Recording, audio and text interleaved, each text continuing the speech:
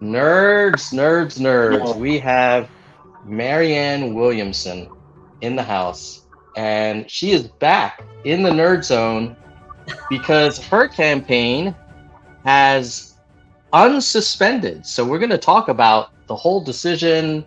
We have a lot to talk about with Gaza, the how the primary season looks, and how things are going from the Williamson campaign part two. So welcome back to the show, Marianne.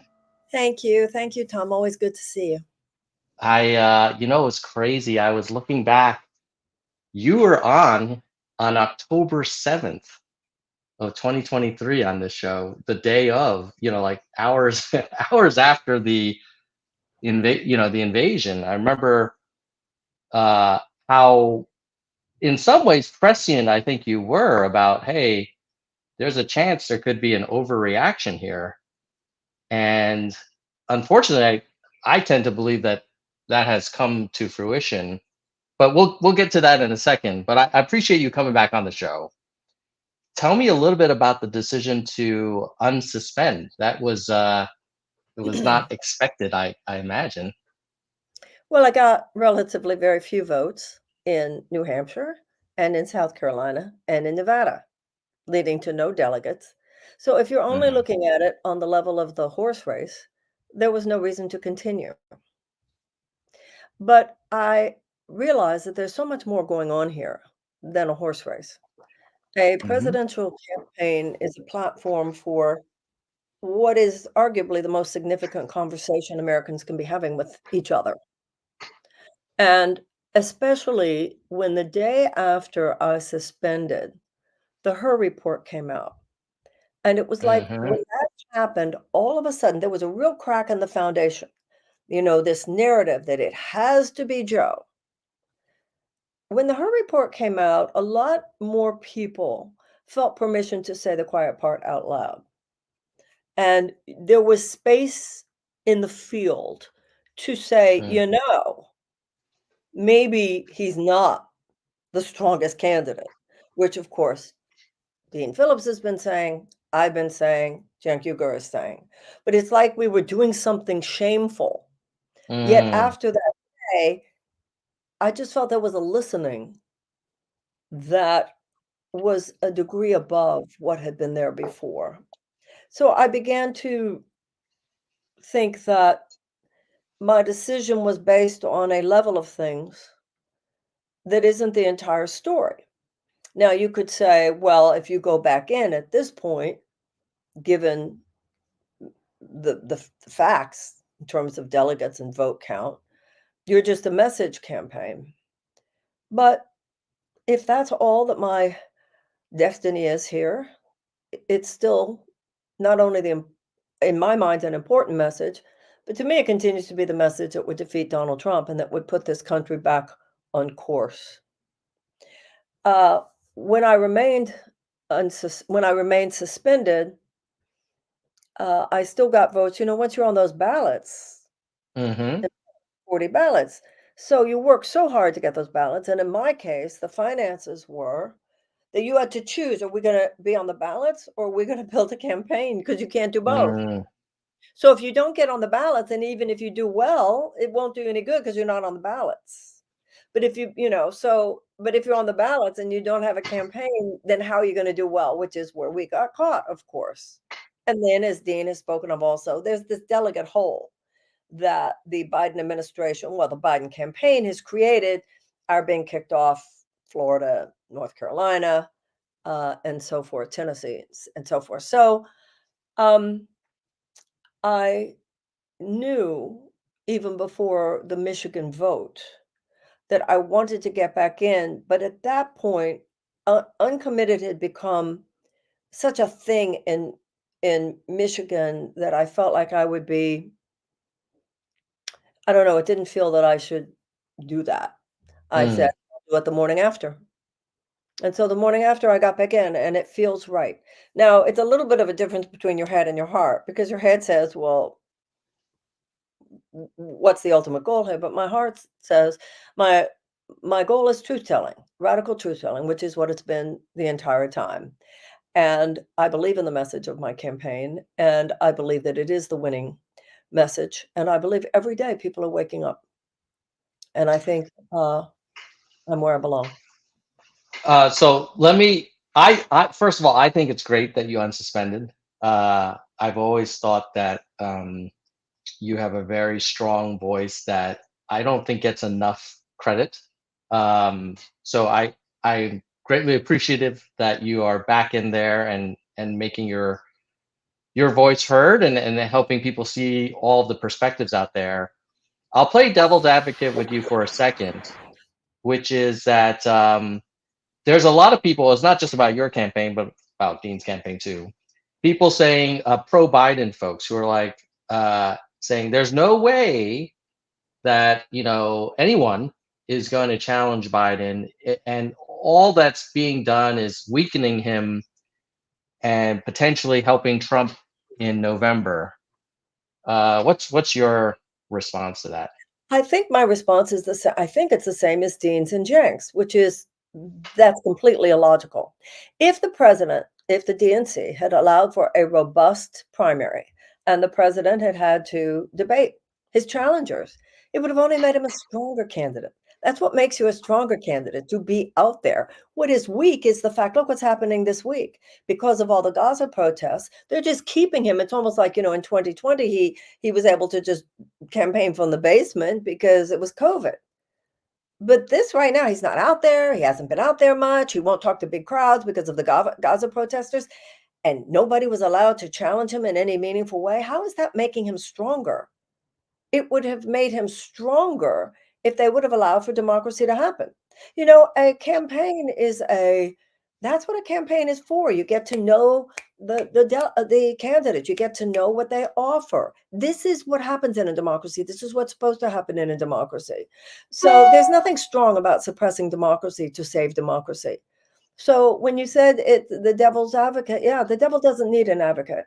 And the devil in this case is the voice that if they keep going like they're going to lose this election, and it's going to be tragic for the entire country.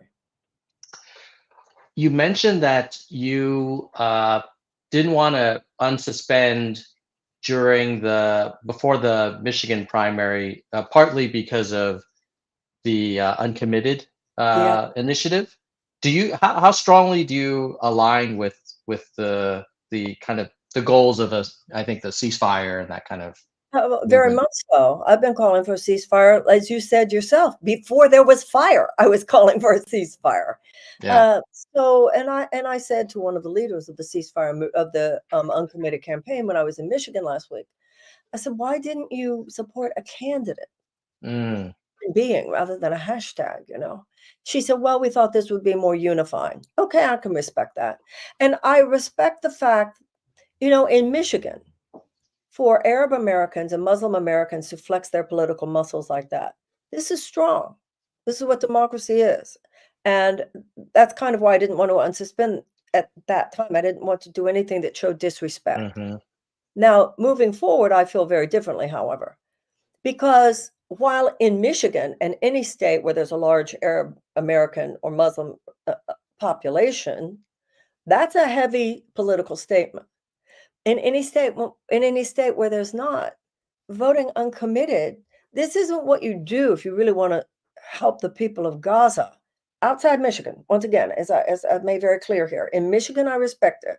I respect it in any place where there is a heavy Arab American population. In any other state, if you really wanna help the people of Gaza, I submit that it's far more powerful to, vote for a ceasefire candidate, and the strongest, ceasefire candidate on those ballots would be me.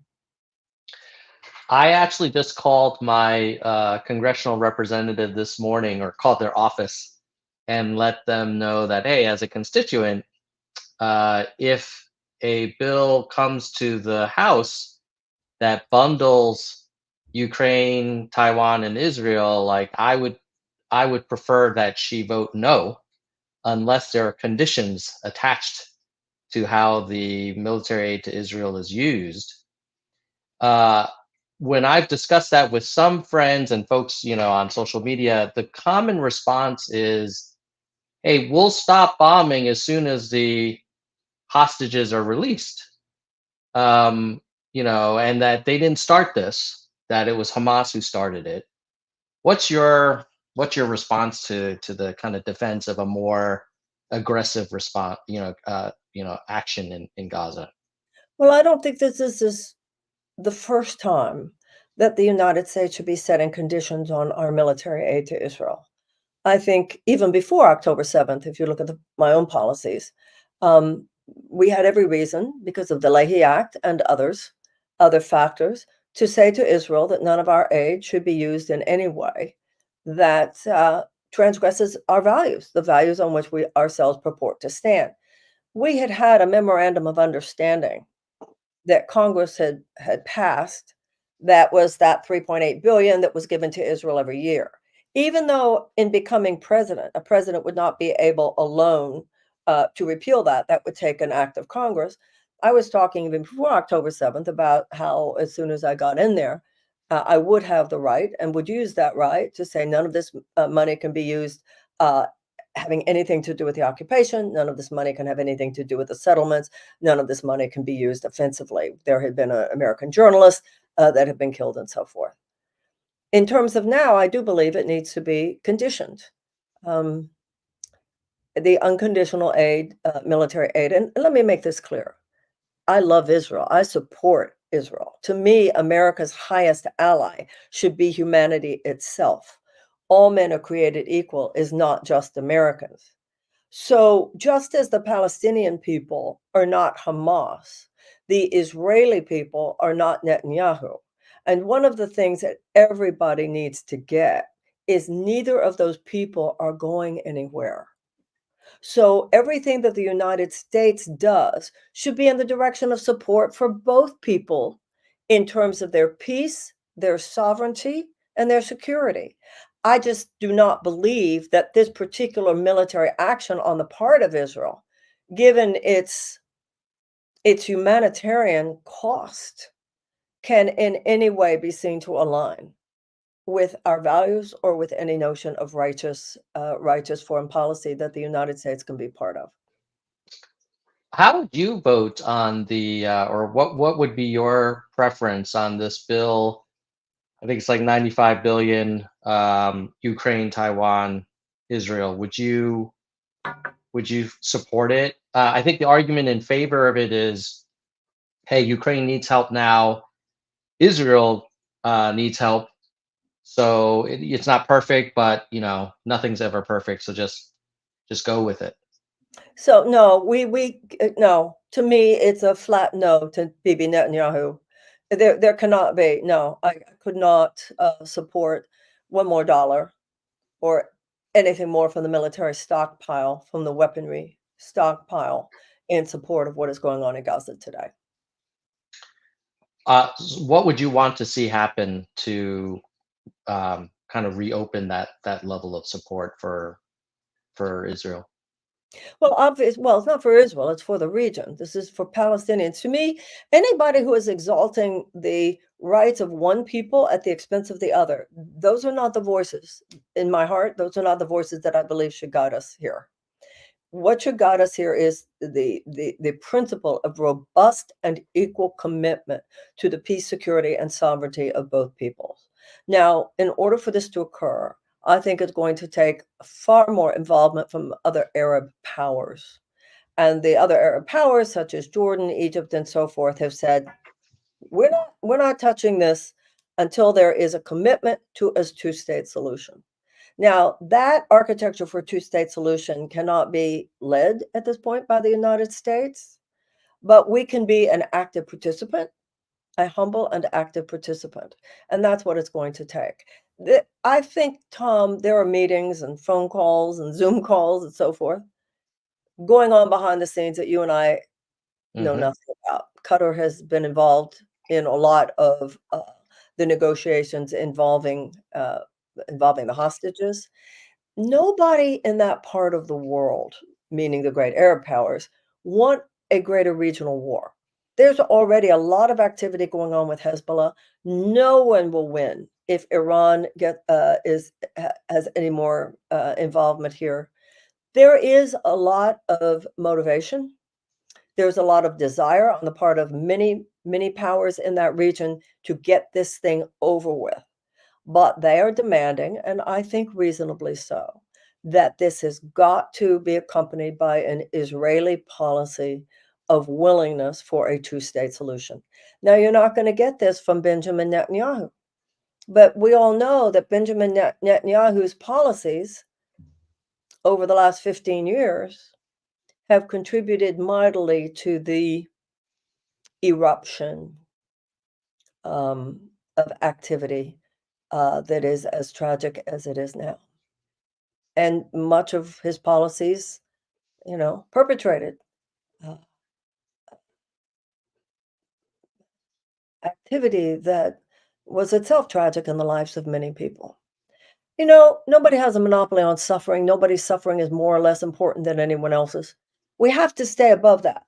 We have to recognize, however, the settlements are illegal, the occupation is illegal, and the siege was wrong, before, in Gaza, even before this. And it can't continue. And we have to help everyone in that region to find a way beyond this. It's not going to be easy. Of course, it's not going to be easy. There is no solution that we can talk about here that's going to be easy. The alternative to trying, however, is endless war. Endless, endless. So, you have people on the far right and on the far left who say they want a one-state solution.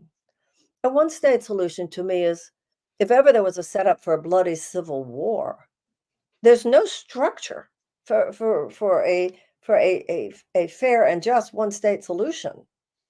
There's just all you can imagine is horror. I mean, Hmm. these people aren't even living in the same place, and look how they're killing each other. So, right? So a two-state solution, you can talk about how difficult it will be. Absolutely, it will be difficult, and we need heroes. But I'll tell you who are not the heroes. Sinwar is not a hero. Hamas leadership is certainly not a hero. And at this point, the right-wing government of Netanyahu is not either. And, one of the tragedies of all of this is that, and I know this from my own experience, there are many people, uh, Jewish and Arab, Muslim, who absolutely represent a consciousness moving things forward. There was absolutely a peace movement of sorts. This has completely obliterated all of that. Um, on that level, taken us back so far.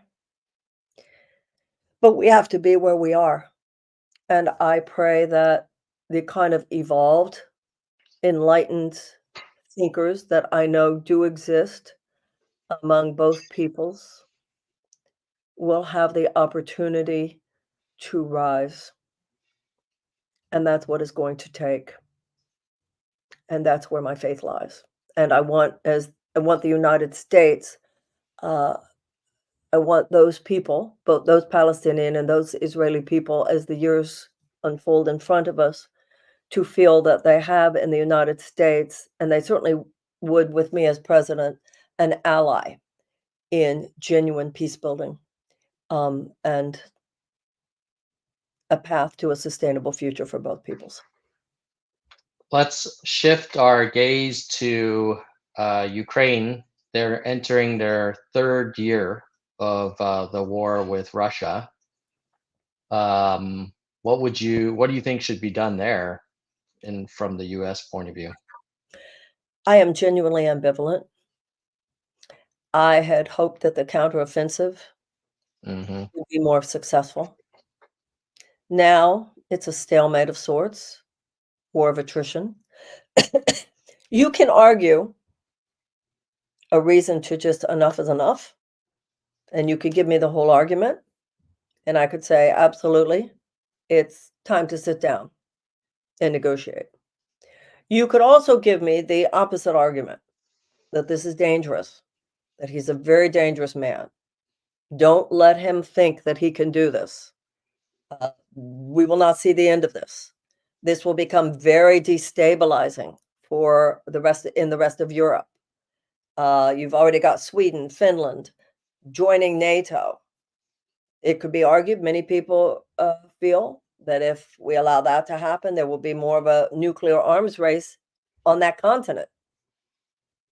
You know, when you become president, as soon as you're elected, the day after, you begin to get the security briefings. And one of the first things I would do if elected is that would be one of my first questions. Give me the skinny on what's really going on beyond anything I can read that is available to the public. And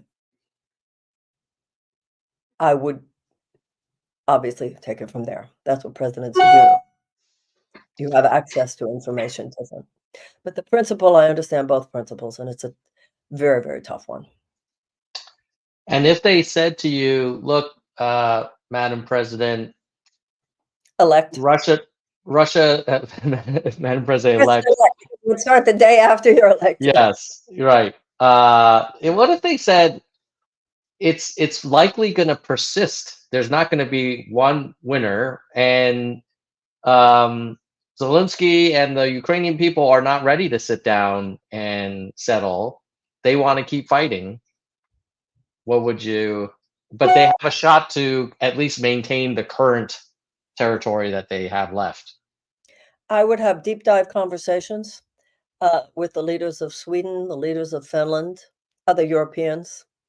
I would have the kinds of conversations with European leaders that are not made public to the rest of us. Fair enough. Let's talk about domestic. Right now, they're both former President Trump and current President Biden were down in Texas this week. There's a lot of, I think, a lot of polling indicates that majority of Americans believe that the management of the border is needs to be improved. What is your take on the border deal that got a bipartisan agreement and then the Republicans pulled out? What's your take on what we should do about the border situation? Well, to say that it's undermanaged, or however you put it, is an understatement. We have a problem there, clearly. And as you said, this was a bipartisan bill. The Republicans got what they said they wanted. I mean, neither side got everything they wanted, but this was kind of politics at its best on a certain level. It was a bipartisan deal. And then it was Donald Trump who came in, admitting that it would work, admitting because it gave agents and judges and infrastructure and provided the kind of support that we need at the border, because this would have helped handle the problem. Donald Trump didn't want to give that kind of a win to Joe Biden during an election year. So for that reason, Donald Trump said to the Republicans, do not support this bill, which just goes to show you he has no desire to fix things down there. And the Republican leadership had no desire to fix things down there, because this bill was going to go far towards fixing things down there. Now, it could also be argued, as President Biden has said, well, he had a plan. Well, yeah, well, you had a Democratic Senate and House in the first 2 years of your administration. We kind of, in a way, Tom, know what to do. You have to have the infrastructure that allows people to come in. They are interrogated. It is either determined that they do have claims of credible fear, or they do not have claims of credible fear. If they do have claims of credible fear, then you have the infrastructure available to begin them on their journey of integration into American society. If they don't, they simply have to go home. No wall is going to ultimately fix this, and no surveillance system is going to ultimately fix this. This is an issue, as are many, where we keep trying to fix the symptom, but we need to ask ourselves and to address what is the cause and how do we address that.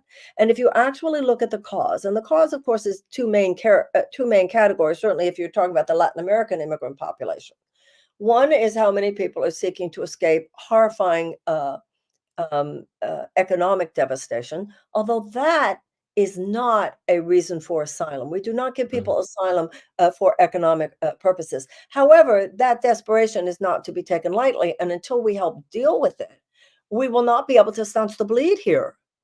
So there are American fingerprints on many of the cases throughout Latin America where there was destabilization of economies. So I'd be open to a larger conversation with Latin American leaders and Latin American allies to ways that we could be of um, possible help, given the fact that we ourselves contributed to some of those problems mightily. The second category, of course, has to do with the drug cartels and people seeking to escape such horrifying violence. Well, one of the policies I have is drug legalization, starting with drug criminalization, basically ending America's war on drugs. And I'll tell you something about ending America's war on drugs. It's very interesting. In all the places throughout the country, whenever I say that, it consistently gets applause. Americans are so ready for this. Since Richard Nixon initiated the war on drugs in 1971, we have spent slash wasted $1 trillion. We certainly have not solved the problem. In many ways, the war on drugs has helped exacerbate it. When I was in college, there were 300,000 people in prisons in the United States, and today there are 2.3 million. And almost half of all federal prisoners are nonviolent drug offenders, Mm. most of whom should be home raising their children. So it is also one of the ways for us to end the war on drugs is one of the ways that we not only help dismantle the prison industrial complex, but also help undercut the power of the drug cartels by take away their black market. And then also, just to finish that on the ending the war on drugs, we now spend 100 billion a year in the war on drugs. If I'm president, let me have a fraction of that money to put towards funding a world-class network of recovery options around this country. It's time to bring recovery into the conversation. I think it was Gabor Mate who said, we don't have a war on drugs, we have a war on drug addicts, Mm. most of whom would wish to get sober. So this is one of the many areas where we need to change direction. And if we do not address those levels of cause, then our border will continue to be um, uh, an increasingly unsolvable um, issue until we begin to dig deeper and try some new techniques. So I don't want to focus on the horse race, but we do have a party that needs a nominee in August. And what I've heard is if in on Super Tuesday, Biden, let's say he gets like high 80s or something like that, like enough that his campaign could claim like, okay, this is now done. He's got enough delegates that if there's any further opposition to his candidacy, it'll create a chaotic convention, and all heck will break loose because you'll have the ceasefire folks, and then you'll have folks who are not comfortable with Biden, and kind of just not affecting like the theater of the convention as it will be orchestrated to kind of show unity.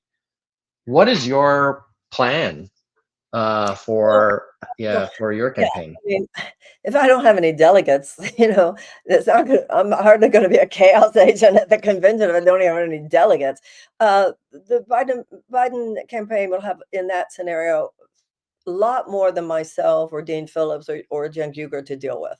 They will, God forbid, the war on Gaza is still going on. Let's hope that it will be radically assuaged by that time. If it's not, they're going to have serious problems on the streets of Chicago. Serious problems. You've probably seen, Tom, what's going on right now. The president isn't even having large gatherings or large Yeah. rallies because of Gaza protesters. And there was a protest in New York, I think last night or the night before. Very, very large. So uh, this idea that the DNC seems to have, or has clearly had now for many months, we're just going to suppress any voices we don't want to hear from. Whether it's Marianne or Dean or Jack, we're gonna not let her on television. I mean, Dean got more MSNBC and CNN than I did. I got nothing. And the places where I was not able to speak, the ballots, being kicked off ballots. This is not how a democracy is supposed to work. Democracy is messy. So what happens when you suppress voices of genuine, it's like John Kennedy, those who make peaceful revolution impossible, make violent revolution inevitable. Mm, I mean, Dean's not a crazy man. I'm not a crazy woman. Jink's not a crazy man. We're not bomb throwers. We're not chaos agents. We presented ourselves in with a desire to have a robust primary. And as Jim Huger has said often, and I think is absolutely correct, because the DNC did not allow for that, the Republicans got all the oxygen. We spent months listening to their town halls, listening to their mm, debates, where the American people were just everybody heard what they had to say, and we were muffled. I, of course, more than either of those guys. Jack, of course, because there are other issues involved. But Dean got a lot more mainstream coverage than I did. This is not working out well for them. Now you have the majority of Americans who say that the president is too old. And even when I hear the president say things that I don't necessarily disagree with, when the stuff he said on the border yesterday, I agreed with the vast majority of what he said. It has to do with life force. I'm not I don't wanna sound like an ageist, I'm 71 years old, but 10 years from now, I promise you I would not be running for president. And we have such a juggernaut coming at us in the form of Donald Trump and his very dark authoritarian vision. There's a wildness. Well, I have the antidote to that, which is a wild, ecstatic vision of a regenerated democracy. And we need someone who can take him on energetically. It's not just policies. It is the capacity to communicate, the capacity to inspire. He is a cult figure, this man, Donald Trump. Well, we need somebody who is not a cult leader, but has a capacity, which in my case is born of 40 years of experience, to inspire and motivate large crowds. That is a political skill set. And I think maybe um, President Biden would have had more of that when he was younger. But we have to stop pretending this is not an issue. And we have to stop pretending that it's not an issue, that his vice president is not a popular woman politically. And of course, Americans are going to be asking, if I vote for him, it is only reasonable. Come on, let's get out of our denial here. I'm 71 years old. I understand, when you get older, the math begins to change in terms of probabilities. mhm. And so, people are saying, well, do I want Kamala Harris to be president? We should be having this conversation. Enough with shaming us for even bringing these things up. And that was something that I think happened with the Her report. Yeah, when I've brought that up, I often get the criticism that, hey, you're trying to suppress what could be the first black female president. Well, And well, I'll be the you know, first Jewish president, or Dean would be the first Jewish president. I mean, I think Kamala's a nice woman. I only met her once. I think she's a nice woman. But this idea that the color of someone's skin or their religion or any other aspect of their cultural identity, sexual identity, we've all got to come out of our silos and talk about what's happening in America right now. We're all Americans. It's like when people ask me, who do you talk, who's your audience? Is your audience black, white, brown, rich, poor, gay, straight? I always say my audience is American. It's American. So, I mean, I don't look at someone and say because they're Jewish, I mean, and this idea that because someone is a particular color, because someone has a particular sexuality, because someone is a particular religion, a factor, yes, yes, but the deciding factor in something as important as this, I don't believe should be. we have a question in the chat about third party. What is your opinion of third party efforts this year? And RFK, he's got, like, material support out there. What do you Bobby's think of going him? to be he's going to be more of a factor than the Democratic Party is allowing themselves to consider. The history here is I think, significant. First of all, let's remember, political parties were not even mentioned in the Constitution. George Washington warned us about them in his farewell address. He said they could form factions of men more loyal to their party than to their country. And then John Adams said that he feared they would be the biggest threat to democracy. If you look at our history, third parties have been extremely important because we don't have a parliamentarian system, which would make this so much easier, this whole thing, but we don't. I guess nobody knows exactly why. I guess the founders just wanted it to be as different from Europe, from England as possible. I'm not, I mean, I wouldn't have any inside scoop there, but it's clearly makes all of this harder. The representation, a wider representation, plethora of ideas. The abolitionist movement was the abolitionist party. Women's suffrage was the women's party. Social Security came from the Socialist Party. So traditionally, third party voices were very important in the United States. And it was during my lifetime that the Democrats and the Republicans formed this very unholy alliance, taking the presidential debates away from the League of Women Voters and so forth, making it very, very difficult for third party voices to be heard. Now, the American people are not having it. Independent is the largest growing denomination.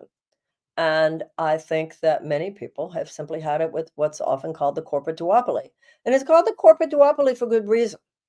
So I think that we're at a time, because people are in a mood um, to make themselves heard through third-party channels more than has been true since Ross Perot. And I think that when Democrats are choosing a candidate, they absolutely should be thinking not only who is strong enough and powerful enough to take on Donald Trump, but also who's strong and powerful enough to take on Bobby. And I like Bobby as a Yeah. person, by the way. He is someone that I know and I like. Yeah, I suspect there might be some sort of wavering Democratic voters who might be tempted to go for a third party vote this time if they really feel uncomfortable with both Trump and Biden. I agree with Um, you entirely. yeah. And Okay. Next question is, I understand the first part. I don't know the second. I'll read it out. I'd love to ask about minimum wage policy and an ongoing solution like regular, mutinous, and transparent calculations. I understand the first part, I don't Yeah, understand the second. I don't understand the second part either. So let's talk about minimum wage. Okay, well, it's absurd. The minimum wage is still at $7.25 an hour, has not been raised since 2009, which to me is criminal. Now, and we have one-third of America's workers who live on less than $15 an hour, and half of them cannot find a place to live. In most major American cities, the living wage is over $20 an hour.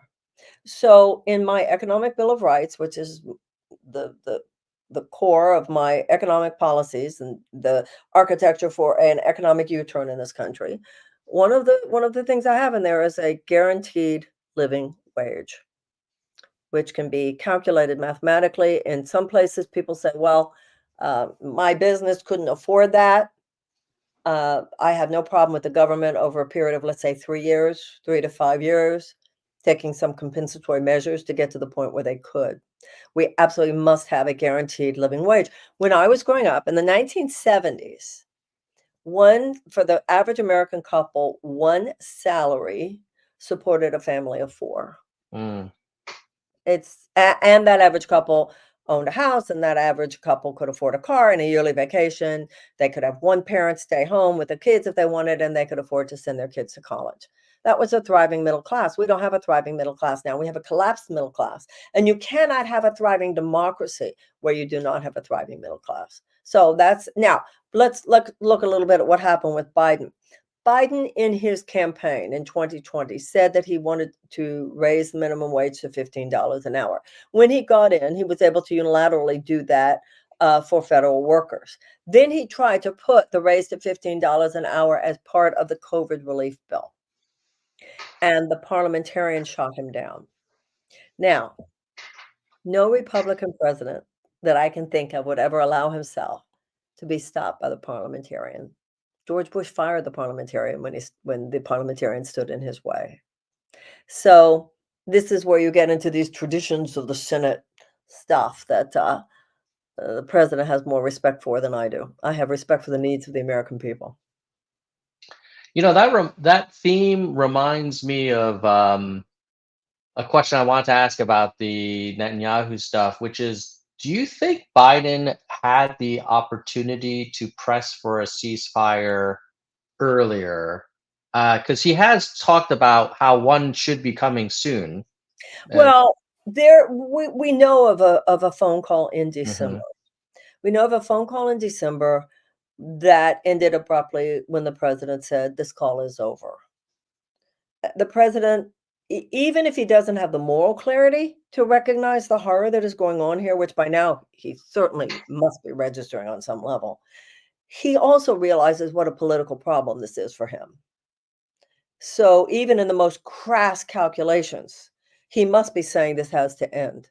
Even if he doesn't have the human heart to have said it a long time ago. But, Netanyahu made that famous tweet, "We're not another star on your flag." Mm. I do think, however, it is undeniable if the president simply said no more. And as president, I would say no more. All right, another question from Nick, who's just became a channel member today. Thanks, Nick. Would you consider running for a down ballot office? President's a big I one. think that enough is enough.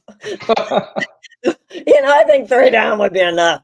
I actually ran for Congress, but I very stupidly ran as an independent, and I say stupidly because I did so. I've been a lifelong Democrat. Mm, I was in this kind of romance about the dominance of the 2 parties, and I thought we needed more independence in Congress.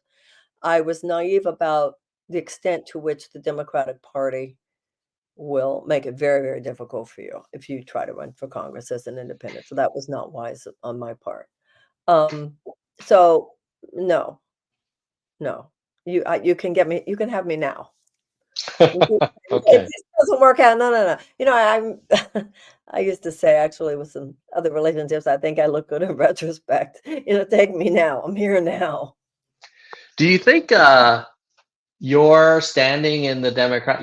You mentioned you've been a Democrat for a long time.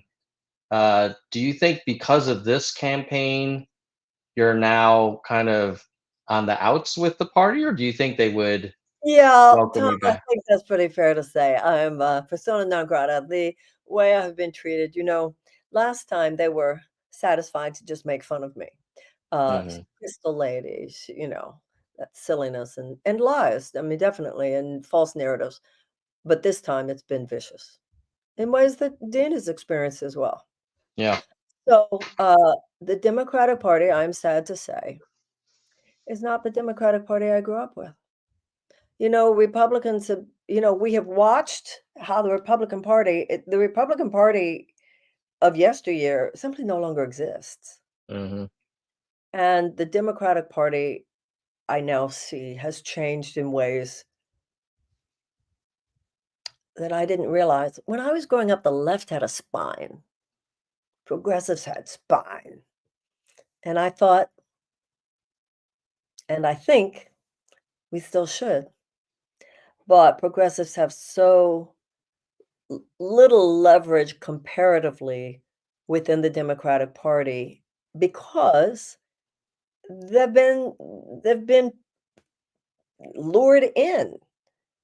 That when you hear AOC say some of what she's saying, when you hear Bernie endorsing Biden, when you hear all these environmental organizations, progressive nonprofits endorsing Biden, when his policies have been, in many cases, directly opposed to everything they say they stand for.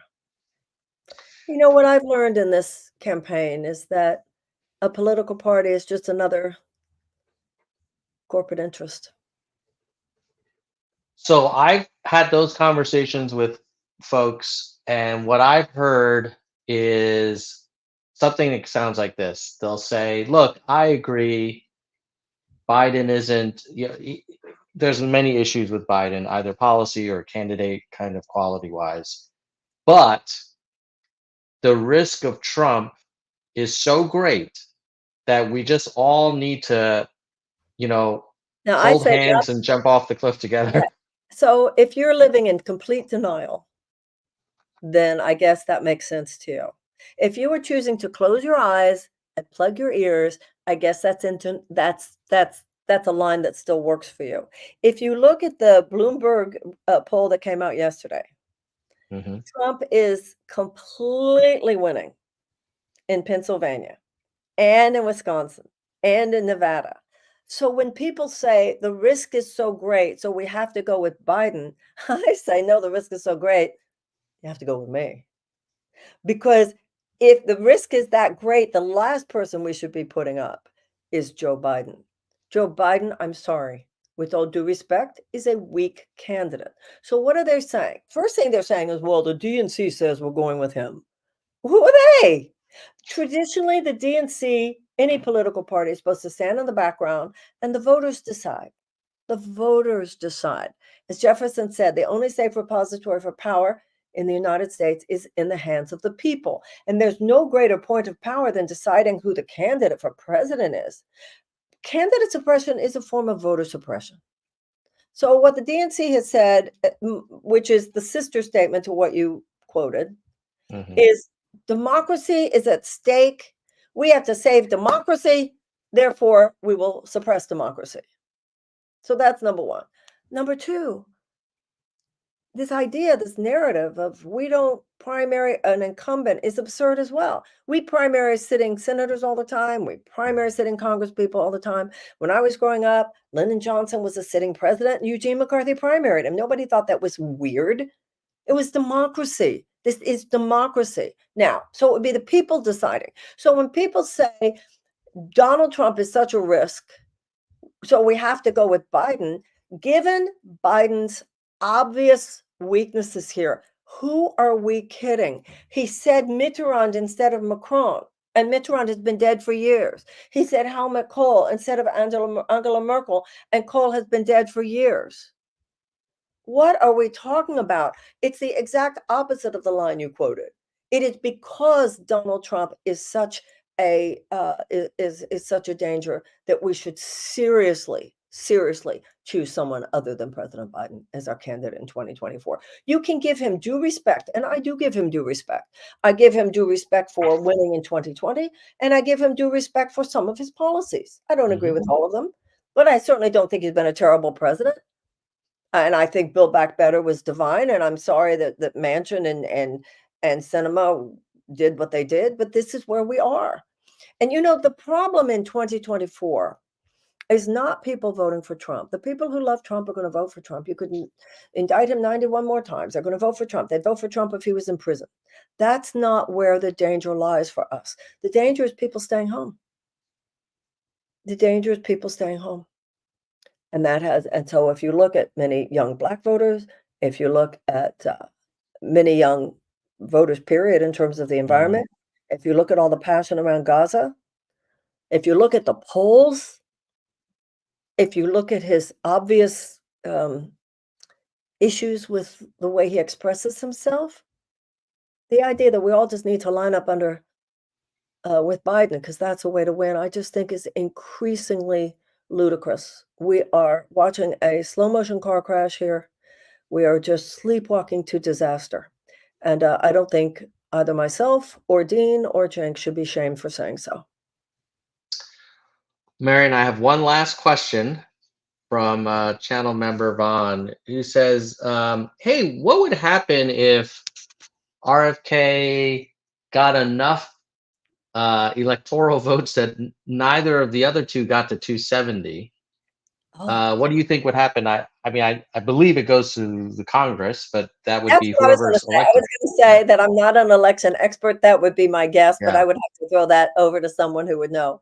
Uh, it seems to me, wouldn't that go to the House, Tom? I think it would go to the House, whoever is elected into the House that cycle. But I would imagine they will stick with their party, and then it'll probably go to whichever of the two older guys got the most, right? Because they're not gonna go against their party. They should, but they wouldn't. Yeah, so I think our best shot is a brokered convention after maybe Joe has a change of heart and decides, I'm going to focus on finishing this term Well, strong. that is what many people are predicting. Um, all the more reason why I hope, uh, maybe I could get some delegates so I could be part of that. And I'm sure Dean, feels the same way. Um, the way I look at that, I asked, a pastor in Detroit, Pastor Barry Randolph, some spiritual illumination and advice about whether or not I should unsuspend. And he said some very wise things to me. And then the most significant thing was a quote from Muhammad Ali. If the mission is right, the odds don't matter. Well said. Well said. I think we'll have to end it with that. I'm so glad that you unsuspended and also came back on the show for this conversation. You're willing to take questions. You're willing to answer hypotheticals. It's incredible. It's very rare.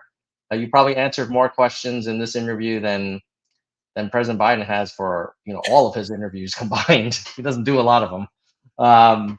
But please stay safe out there and keep speaking your truth.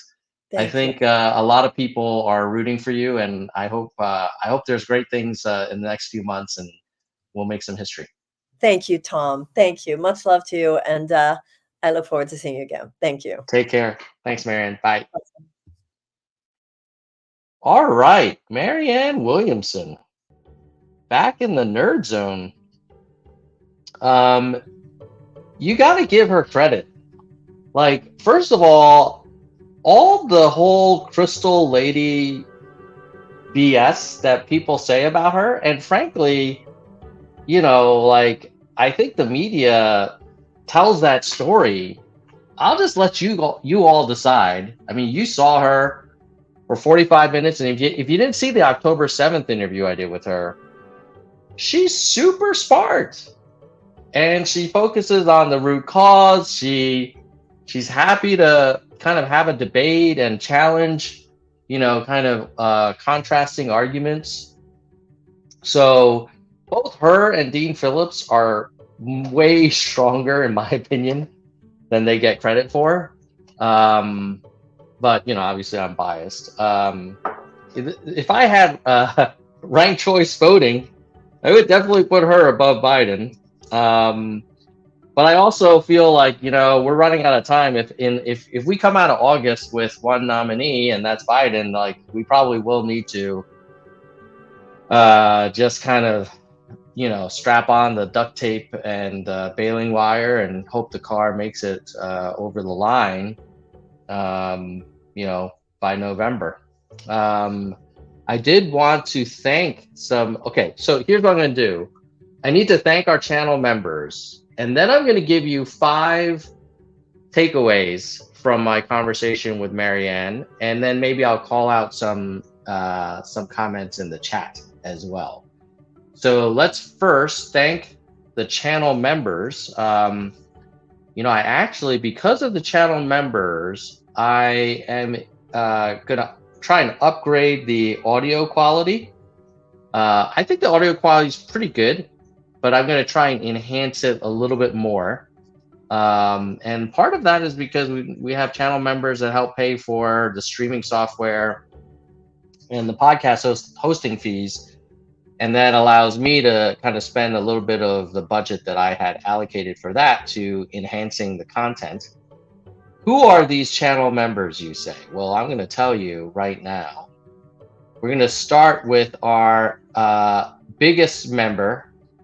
You guys know who that is. That is Soldier One. Let me share my screen.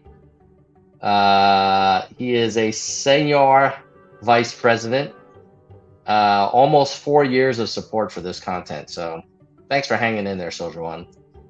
And then we have Kristen Slevin and Bike, our vice presidents. Kristen's been supporting this content for 50 months, over 4 years. Damn.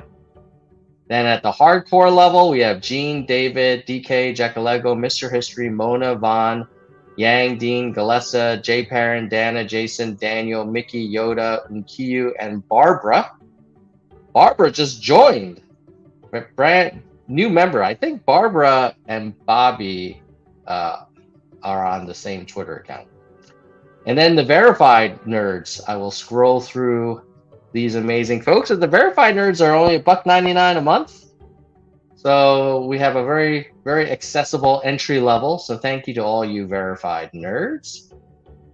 And Nick just joined, I think, during this live stream. So since it was during a live stream, I got to whip out the gong. Oh, Tim J is a new member. Damn. All right, let me get the nerd gong out. Oh, where is it? I haven't had a new member join in a while, so the gongs gotta come out of the closet. Here we go. All right, so welcome to Nick as a new Nerds for Humanity member. Woo! I don't know if you guys can hear that. My noise cancellation might be taking that out, so let me do that. How about, I think you can hear the gong now. Ooh, that keeps going, huh? Okay, then we have Nicholas Noonley, new channel member. And then I think Nick also, I think Nick also did a super chat.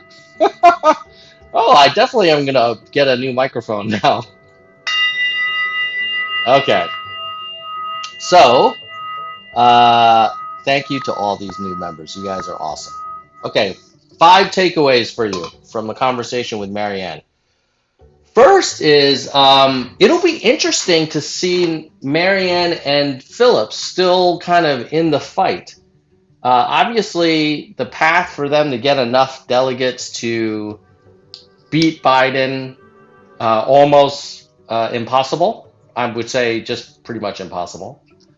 So their best shot is probably to get enough of a showing or to advocate for enough hand-wringing within the Democratic Party that Joe hopefully changes his mind and decides not to run, which would be amazing for Joe and America. Now, that doesn't mean that the nomination would go to Dean or Marianne. To be honest, it'd probably go to Whitmer.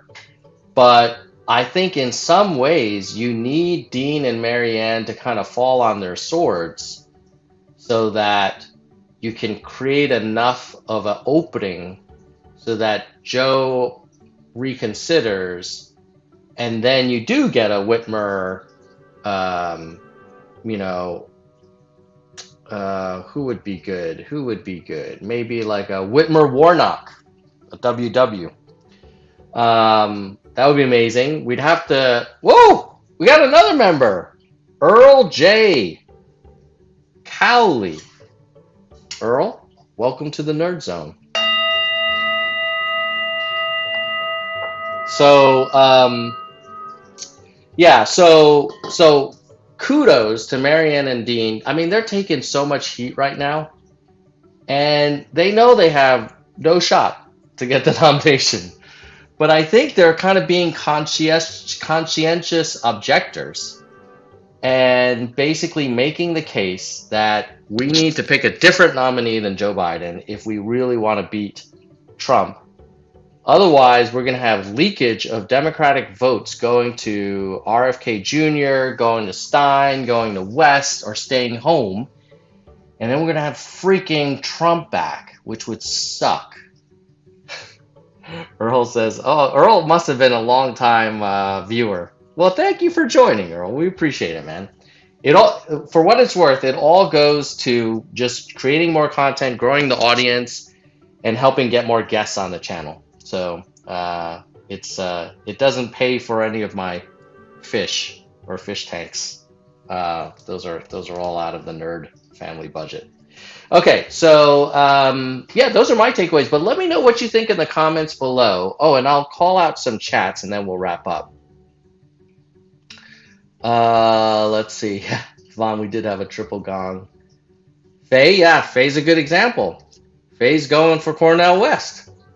I guess a question for Faye would be if you had a more exciting Democratic candidate who was a little more pro ceasefire, would you still go for Cornell West? That would be an interesting question. Vaughn, yes, you did get your shout out.